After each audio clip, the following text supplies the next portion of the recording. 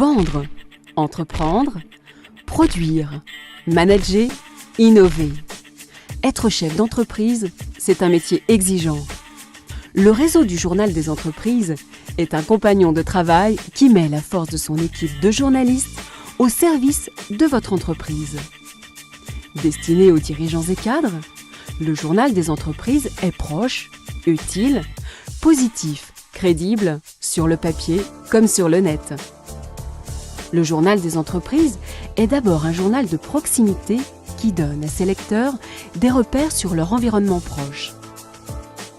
Et dans un monde de plus en plus mouvant, l'information est cruciale. Le Journal des entreprises apporte un regard précis et pertinent sur l'économie et les entreprises locales parce qu'il est en permanence au cœur des entreprises pour suivre leur actualité. Et puis, les dirigeants, les décideurs, tous vos interlocuteurs s'expriment dans le Journal des entreprises. C'est un véritable atout pour assurer une veille, rester à l'affût des opportunités et comprendre les tendances.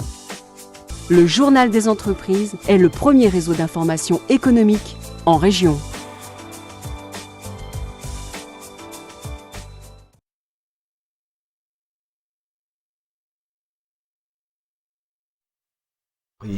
Business Deuxième, c'est bien ce numéro qui vous accueille. Votre édition pour lancer ce mois de mars, pour vous dire tout simplement, plongez-vous dans un plan de fusion économique multiple et diversifié. Lancé sur la télévision Deuxième, le Journal des entreprises. Business Deuxième, c'est un espace d'information économique couvrant des aspects d'actualité des entreprises et celle de ceux qui les animent. Bienvenue et merci de nous rester fidèles sur la deuxième, la TV2.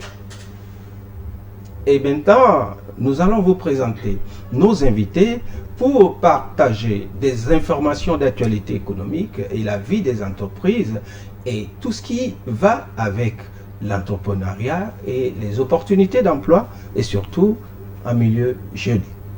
Eh bien, je vais commencer par vous présenter Madame Sylvestre Alassi. Elle est directrice générale des services généraux du Comité national olympique du Togo. Bienvenue, Madame. Bonjour, merci beaucoup pour l'invitation et je suis ravie d'être présente ici ce soir. Merci. Et de l'autre côté, nous allons retrouver Monsieur Saïbou Mounero. Il est expert, consultant en développement territorial. Lui, il nous vient de l'intérieur du pays, mais avec résidence en France. Bienvenue. Merci beaucoup. Je suis vraiment fier de participer à cette émission et surtout de partager l'expérience acquise hors du Togo. Merci. Alors, bien, comme nous le disions, l'actualité des entreprises, l'actualité économique nous rassemble et surtout que vous n'êtes pas des patrons d'entreprise, bien sûr, vous êtes dans divers domaines tels le sport où il y a autant d'opportunités pour la jeunesse, surtout pour l'emploi et en milieu sport. Et vous, en tant qu'expert en développement, et je crois que pour l'entreprise, ça vous dit beaucoup de choses. Oui, d'abord il faut noter que l'entreprise ne travaille pas en autarcie. L'entreprise travaille dans un environnement économique et aujourd'hui l'action publique territoriale est au cœur aussi du développement des entreprises. Et c'est, je pense, aujourd'hui l'expérience que nous voulons apporter au Togo. Au moment où le gouvernement lance le processus de décentralisation, je pense qu'aujourd'hui il faut mettre au cœur de l'action publique territoriale la question de l'entreprise et surtout la question des jeunes pour que l'action publique puisse encourager les jeunes à entreprendre. Alors effectivement, pour l'entrepreneuriat, je crois que au cœur de chaque entreprise, il y a la ressource humaine où on parle de la jeunesse. Madame Sylvestre Alassi, vous qui êtes au cœur des activités sportives et qui travaillez avec la jeunesse, alors quand on parle de l'entreprise, de l'entrepreneuriat au niveau du Togo, qu'est-ce que vous apportez en tant que sportive? Aujourd'hui, quand on parle de l'entrepreneuriat, il faut noter que nous avons plusieurs types d'entrepreneuriat aujourd'hui. Nous avons de l'entrepreneuriat à l'échelle entrepreneuriale, nous avons de l'entrepreneuriat dans le sport, dans plusieurs différents domaines. Et aujourd'hui, quand on parle de l'entrepreneuriat, c'est vraiment un moteur propulseur pour le Togo et pour nous jeunes surtout, qui aspirons à faire développer notre pays, qui aspirons à faire mieux, à avoir des idées beaucoup plus innovantes et surtout à faire valoriser nos savoir-vivre et nos savoir-être. Voilà. Alors, donc, il faut préciser au cœur de l'actualité économique et au cœur des actualités de chaque entreprise, surtout au plan national, le Togo a lancé véritablement le deuxième recensement général des entreprises pour le Togo. Donc l'objectif, c'est de connaître le nombre d'entreprises qui opèrent sur le plan national et au niveau du gouvernement aussi, de prendre toutes les dispositions pour les accompagner et aussi faciliter la création des entreprises sur le territoire national et des agences dédiées qui sont en place. Alors je vais me tourner vers monsieur Saïbou Mounirou, expert en consultant en développement territorial. Alors, quand on parle de la création d'entreprises, et nous les jeunes, nous faisons face à ces difficultés, est-ce que vous pouvez nous orienter? Comment ça se passe? Alors, quand on parle de la création d'entreprises, ça part d'abord toujours d'une idée. Donc l'idée naît dans l'esprit de l'entrepreneur. Une fois que l'idée est née, eh bien, l'entrepreneur prend d'abord l'initiative d'étudier en fait l'environnement économique. Donc il y a un travail préalable à faire. Le travail, il est de trois ordres. D'abord, il faut analyser l'environnement économique parce que, en fait, lorsque vous créez une entreprise, il y a une finalité derrière. Soit c'est vous voulez vendre des produits ou des biens, ou bien vous voulez vendre des services, créer des services. Donc, vous créez de la richesse. Pour créer de la richesse, il faut d'abord s'assurer que l'environnement le permet. Donc, prendre le temps d'analyser un peu cet environnement, de voir, pourquoi pas même de tester l'idée. Et une fois que l'idée a germé, que vous trouvez que l'idée est intéressante, et bien dans ce cas, vous prenez l'initiative d'aller créer votre entreprise. Et là, je voulais d'abord noter que le Togo est un pays où, aujourd'hui, l'environnement économique, le gouvernement fait beaucoup d'efforts pour faciliter la création des entreprises, surtout pour les jeunes. Je note au passage qu'aujourd'hui, 25% des marchés publics sont réservés aux entrepreneurs jeunes. Maintenant, une fois que vous avez l'idée de créer l'entreprise, vous allez faire les formalités, notamment le centre des formalités des entreprises. Alors là encore, je voulais noter qu'il y a deux types d'entreprises. Il y a l'entreprise individuelle où l'entreprise en fait se confond avec l'individu. D'accord? Et quand vous regardez au niveau des formalités, dans la liste de ce qu'il faut déposer pour créer votre entreprise, il n'y a pas de statut. Pourquoi il n'y a pas de statut? Parce qu'il n'y a pas de personne morale. Vous êtes entrepreneur, votre entreprise se confond à vous. Mais quand il y a des statuts, là on parle de personne morale. C'est quoi la personne morale? C'est-à-dire que la personne est déconnectée de l'individu lui-même. Donc on parle de personne morale. Donc nous avons la chance d'être dans un pays, et ça il faut saluer l'action du chef de l'État, son Excellence Faure Eswazina Gnassingbé. Nous avons la chance d'être dans un pays où aujourd'hui en 24 heures on peut créer une entreprise. Donc c'est une chance inouïe pour les jeunes. Et là j'insiste beaucoup là-dessus. Aujourd'hui, vous n'êtes pas sans savoir qu'on a un ministère dédié à la consommation locale. Et tout récemment, le gouvernement a décidé d'imposer un quota pour les importations. C'est-à-dire que si vous voulez importer un produit et que le produit existe au Togo, eh bien, vous avez un quota qui doit rentrer, être incorporé à votre importation. Ça encourage la consommation locale. Donc aujourd'hui, les jeunes et la population et les jeunes, nous avons la chance en Afrique d'avoir une population jeune. Donc aujourd'hui, l'idée, c'est vraiment d'encourager cette jeunesse-là à créer de la richesse. Moi, j'ai participé aux élections régionales il y a un an à Sokodé. J'étais candidat, conseiller régional, j'étais candidat suppléant. Lors de la campagne, j'ai toujours martelé ce message aux jeunes pour leur dire, écoutez, l'environnement économique a été pratiquement créé pour vous.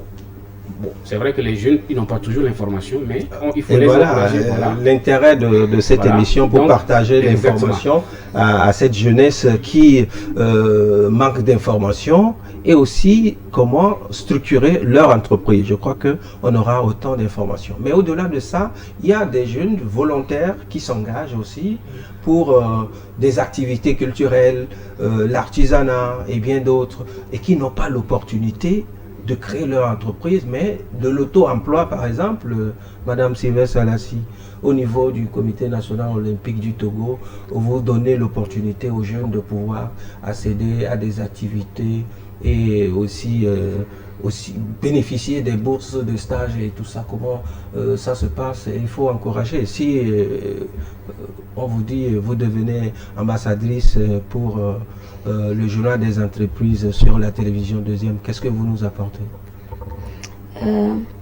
Il a bien dit, avant de créer une entreprise, il faut un but, parce qu'on a une finalité derrière. Et aujourd'hui, par exemple, nous, au Comité national olympique, nous voulons promouvoir les valeurs olympiques. Parce que les valeurs olympiques sont essentielles pour la viabilité du mouvement olympique d'abord. Et surtout pour nous, en tant que pays, en tant qu'entité. Donc, si nous prenons aujourd'hui le Comité national olympique, il ne faut pas oublier que ça découle, c'est un organe du CIO. Et aujourd'hui, on a autant et autant d'opportunités. Pas que pour les jeunes, pour les athlètes, pour les entraîneurs, pour tout le monde qui aspire à un meilleur dans le sport et à un meilleur pour soi-même.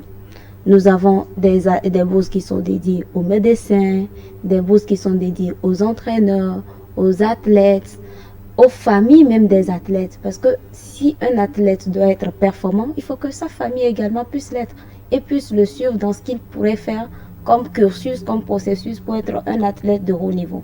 Est-ce que vous disposez dans votre programme des bourses pour pouvoir renforcer la capacité des hommes de médias, de culture? Et si évidemment la TVD en fait partie?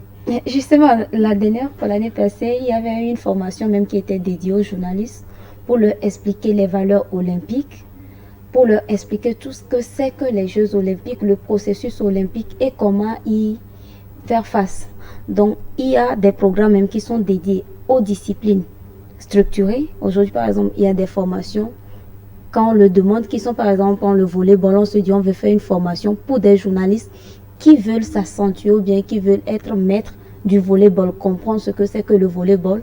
Parce qu'on se retrouve des fois avec des journalistes sur des thèmes qui ne maîtrisent pas les thèmes dédiés à chaque domaine, par exemple. Donc, il y a autant et autant de formations. Il suffit que besoin y ait et puis la formation suit.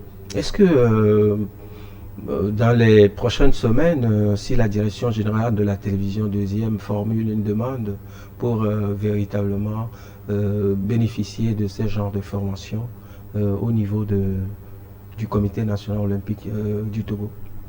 Je pense que nous sommes ouverts. Non, ce serait même un plaisir de dire qu'on a formé plus de journalistes, de dire qu'on a formé plus de personnes via la solidarité olympique, surtout pour que ces personnes puissent être les porte-flambeaux de la promotion de ces valeurs olympiques que nous prônons.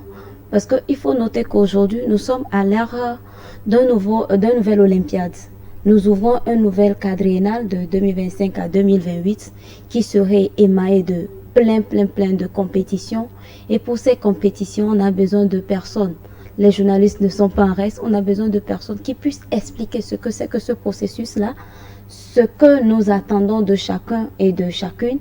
Et surtout, aujourd'hui, par exemple, nous avons des athlètes qui sont dans des coins reculés, qui sont mais très bons.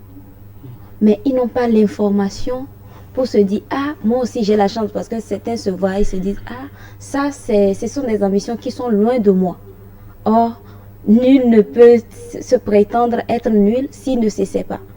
Donc aujourd'hui, plus nous avons des journalistes, nous avons des personnes qui puissent véritablement transmettre de vraies et réelles informations à ces personnes-là, plus nous avons une audience et du monde pour s'exercer et surtout transmettre les valeurs olympiques. Qui sont ces valeurs olympiques? Permettent à chacun d'entre nous d'être des citoyens modèles. Voilà. Eh bien, merci Madame Sylvestre Salassi, directrice générale des services généraux du Comité national olympique du Togo. Eh bien, nous sommes aussi avec Monsieur Saïbou Mouniro, lui il est expert consultant en développement territorial et nous parlons de cette jeunesse, cet engagement. Mais vous n'êtes pas sans savoir que le Togo va se doter d'une nouvelle politique nationale de l'industrie. Et quand on parle de l'industrie, c'est aussi l'entreprise, création d'entreprises, facilitation, et c'est à travers le ministère de l'Industrie, de la promotion des investissements, en collaboration avec le ministère du Plan. Oui, alors, pardon, pour revenir un peu sur le sujet, tout récemment, la ministre de la promotion de l'investissement a mis en place un programme dénommé Territoire créatif. L'idée, c'est quoi? C'est vraiment de faire des territoires, en fait, un cadre de promotion des entreprises. Et vous parlez de l'industrie aujourd'hui.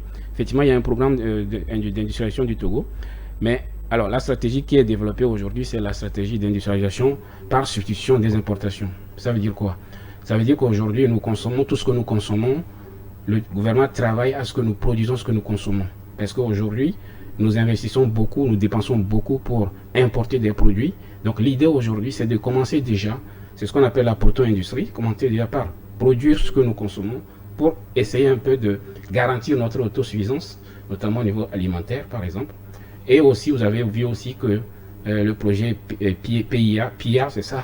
Ah oui, c'est la plateforme industrielle la DCQAPI. Oui. C'est l'ébauche d'une industrialisation naissante.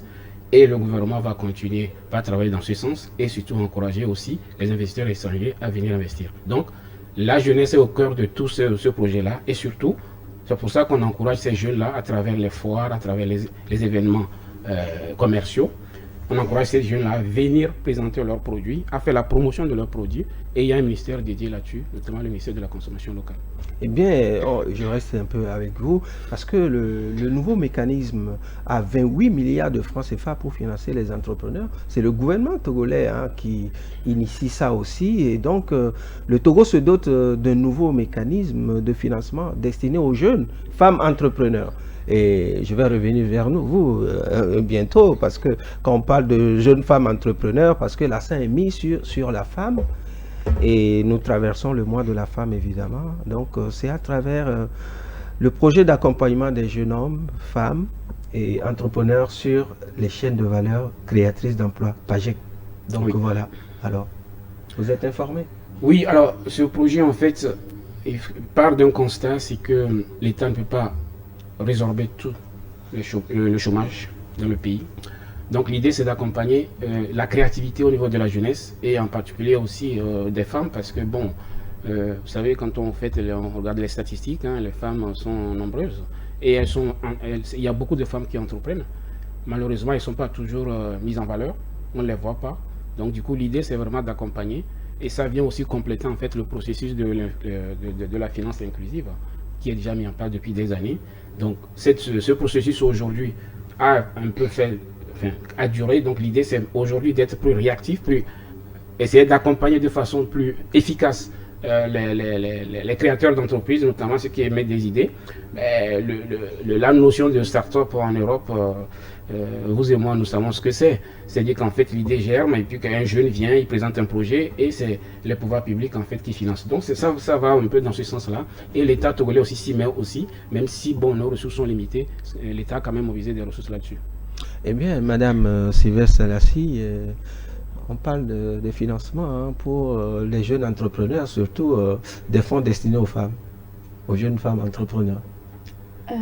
C'est un souffle, parce que moi, je vais toujours dire que les femmes sont les meilleurs garants de nos ressources.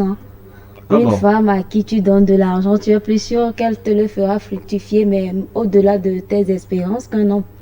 Donc, je pense que accorder un tel pourcentage à des femmes, c'est beaucoup plus assurer la viabilité de ce projet-là pour que nous ayons un retour sur investissement inespéré, en fait. Ah oui, mais donc c'est l'initiative prise par Madame le ministre du Développement à la base de l'inclusion financière de la jeunesse, de l'emploi des jeunes, Madame Mazamesso Assi. Donc, je crois que le gouvernement du Togo s'emploie avec ses différents partenaires techniques et financiers. Alors, et pour la suite, vous n'êtes pas sans savoir que les femmes célèbrent le mois et l'engagement des femmes entrepreneurs. Aujourd'hui, nous avons des femmes chefs d'entreprise, nous avons des femmes au poste de décision, même au sein du gouvernement. Qu'est-ce que ça vous inspire? Ça nous inspire surtout à nous jeunes femmes à beaucoup plus travailler, parce qu'elles ont dû travailler pour être là où elles sont. Elles ont dû batailler surtout dans un environnement d'hommes. c'est pas évident. Au Togo, quand on regarde, on voit qu'il y a plus de femmes, mais il y a très peu de femmes au poste de responsabilité. Donc, quand vous voyez ces femmes-là, elles vous inspirent. Vous vous dites, ah, ok, vous aussi, vous pouvez faire mieux. Vous pouvez suivre plus d'exemples de ces dames-là pour être là où elles sont aujourd'hui et même plus. Donc, voilà à peu près ce que cela nous inspire. Alors, Monsieur Saïbou Moniro, depuis votre retour au pays, quel regard vous portez sur les femmes chefs d'entreprise ou les femmes entrepreneurs? Ben, je dirais qu'au Togo, on en fait quand même un bon significatif. Parce qu'aujourd'hui, il y a beaucoup de femmes qui sont aux commandes, qui sont au niveau de la gouvernance de notre pays. Alors, pour rebondir un peu sur l'entrepreneuriat des femmes, moi j'ai eu la chance de travailler pour une fondation qui défend les droits des femmes. J'ai eu la chance de travailler sur le plan stratégique de la fondation sur 10 ans. Et c'est une fondation en fait qui travaille pour plusieurs pays francophones. Donc du coup, ça fait que j'ai eu beaucoup la chance d'échanger avec beaucoup de femmes des pays francophones. Et je me suis rendu compte, comme l'a dit madame, que effectivement, quand on investit dans les femmes, je pense qu'on peut faire bouger beaucoup de choses. Et d'ailleurs, il y a un concept qui est revenu dans les échanges que j'ai eu avec les organisations féminines africaines francophones, c'est le concept de masculinité positive.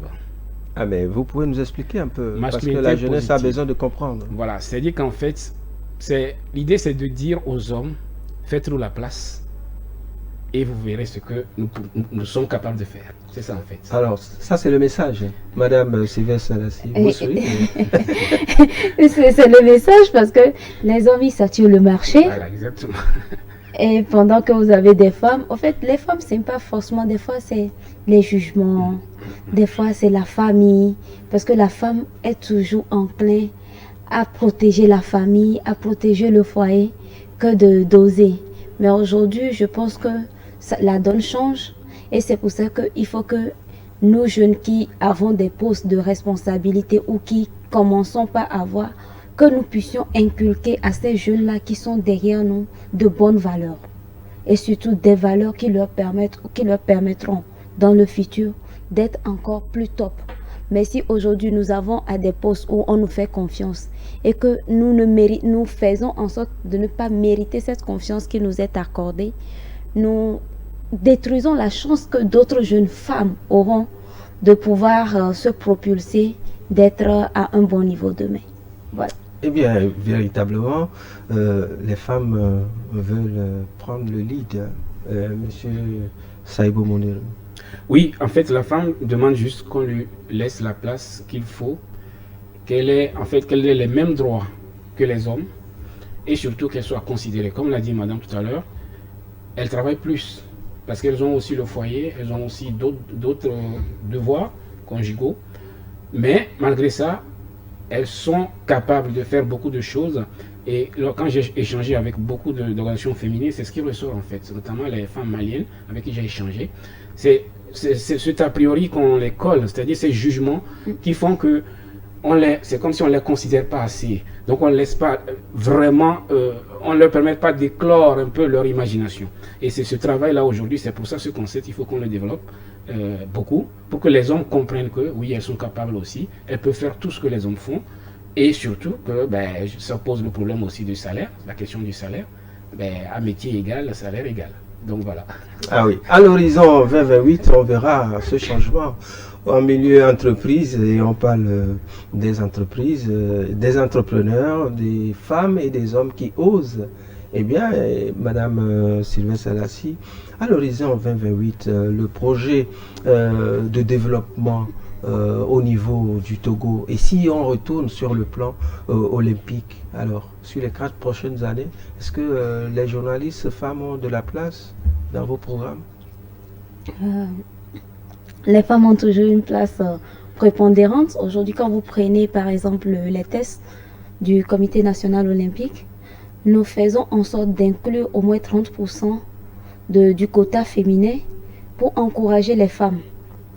C'est vrai qu'il faut dire qu'il faut encourager les femmes, mais il faut que les femmes aussi osent venir, que les femmes viennent arracher les places qui sont les leurs.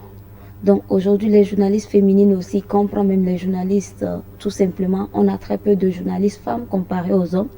Et aujourd'hui, il faudrait que ces femmes-là puissent se décider à venir, à se faire former, Parce qu'aujourd'hui, nous avons par exemple, l'année prochaine, nous avons les Jeux olympiques de la jeunesse de Dakar. Cette année, nous avons les qualifications, nous avons les Jeux de la solidarité islamique. Et tout cela, c'est pour aussi se préparer pour les Jeux olympiques de Los Angeles. Donc, quand vous faites par exemple le tour et que sur 5 à 10 candidatures qui vous est présentées sur un programme, des fois, vous n'avez même pas de femmes.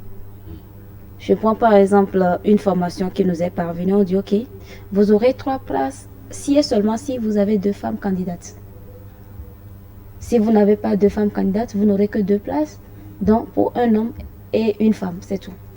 Donc, les programmes sont mis aussi de telle sorte, depuis le CIO, de telle sorte à encourager les femmes à postuler pour des formations, à encourager les femmes avec plus de flexibilité. C'est pas qu'on se dit que les femmes sont moins qualifiées, mais on fait en sorte d'octroyer des places aux femmes. Mais à la fin, si les femmes même ne se présentent pas, c'est difficile, vous ne pouvez pas aller dénicher quelqu'un pour dire toi va là-bas. Alors donc déjà la direction de la télévision deuxième va se positionner, hein. Destination Dakar 2026, n'est-ce pas? On espère que vous aurez au moins 40% de femmes à faire former. En tout cas, je crois que notre grande sœur qui est chef de notre grande rédaction va s'activer véritablement pour préparer l'écurie pour pouvoir faire place à nos jeunes dames qui sont dans notre dynamique rédaction pour postuler et aller nous représenter aux Jeux olympiques des jeunes. C'est ça, hein, à Dakar, en 2026. Et nous nous préparons activement. Alors, Monsieur Seibo Monero, vous êtes expert, consultant en développement territorial. Progressivement, nous allons sortir de cette édition, le journal des entreprises. Nous avons parlé des actualités sur le plan national et sur le plan continental. Vous rencontrez des soubresauts, les entreprises ont des difficultés post-Covid, etc. Mais l'Afrique est en train de se relever. Quel regard vous portez du point de vue global? Alors, je pense qu'effectivement, comme vous l'avez dit, aujourd'hui, le monde est un peu, je dirais, malmené par des crises multiformes. Au sortir de Covid, là, c'est la guerre en Ukraine qui vient aussi un peu bousculer un peu, je dirais, l'environnement économique mondial. Donc tout ça, ça a des effets sur nous. Et d'ailleurs, le dernier fait en date, c'est la suspension des aides avec l'arrivée de M. Trump au pouvoir. Donc tout ça, effectivement, ça a des incidences. Mais je pense qu'aujourd'hui, ici, il y a un enseignement à tirer, c'est qu'on ne peut compter que sur soi-même. Ah oui, c'est ça. Voilà. Alors, Madame Sylvestre Alassi, on peut que compter sur soi, et comme il le dit si bien, mais nous avons une jeunesse dynamique, et on parle de start-up. Et aussi, dans l'olympisme, il y a les jeunes volontaires qui s'engagent pour le développement du sport. Oui, c'est vrai qu'il y a des jeunes volontaires qui s'engagent. Et ce n'est qu'à féliciter parce que cela n'a été possible qu'avec la bonne volonté du Comité national olympique, avec à sa tête le président de l'ADEMA Akwaki. Et tous ceux qui, aujourd'hui par exemple, quand vous prenez le CNO, vous avez des directrices dans des départements. Vous avez par exemple, moi je suis la directrice au niveau des services généraux. Vous avez la directrice de l'ANO. Vous avez 2 commissions aussi qui sont gérées par des femmes, quand vous prenez la commission femmes et sport, et puis quand vous prenez la commission environnement. Donc ce sont des opportunités qui sont données à chacun de pouvoir s'exprimer, de mettre en avant ce qu'il peut offrir et surtout d'encourager ces jeunes volontaires-là. Aujourd'hui, quand nous prenons des jeunes volontaires, ils sont au-delà de tout de l'avenir du sport de demain. Et ce sont ces volontaires-là qu'il faut former. Et vous-même, vous êtes un des leads. Il a dispensé des cours d'anglais gratuitement à ces jeunes-là. Parce qu'aujourd'hui, la plupart des formations, je suis désolée, c'est beaucoup plus en anglais. Il a préçu son temps 2 à 3 mois, chaque soir 2 fois par semaine pour former ces jeunes-là à ce qu'ils puissent avoir un meilleur niveau en anglais qu'aujourd'hui le Comité national olympique salue. Et il va faire octroyer à partir du mois de mai au village olympique, au village du Bénin, à ces jeunes-là volontaires, une vingtaine, des formations accélérées en cours d'anglais. pour Eh leur bien, permettre voilà, d'être c'est ça. aguerris surtout et pouvoir postuler aux formations et aux opportunités qu'il y a dans le sport. Et ce message est partagé à tous les jeunes journalistes, que ce soit tous ceux qui sont dans la régie ou dans d'autres départements de la communication, d'aller à l'excellence, d'aller à la maîtrise de la langue anglaise pour véritablement exceller sur le plan professionnel. Alors, nous allons sortir de ce journal des entreprises. Nous reviendrons très très prochainement, chaque lundi, pour d'autres actualités. Nous disons merci à M. Saïbou Moniro, expert consultant en développement territorial, qui a accepté notre invitation, et ainsi à Mme Sylvestre Salassi, directrice générale des services généraux du Comité national olympique du Togo. Et nous saluons toute l'équipe de la régie, de la réalisation et tous ceux qui ont contribué au niveau de la rédaction pour vous présenter ce journal des entreprises. Quant à moi, je vous donne rendez-vous. À très vite.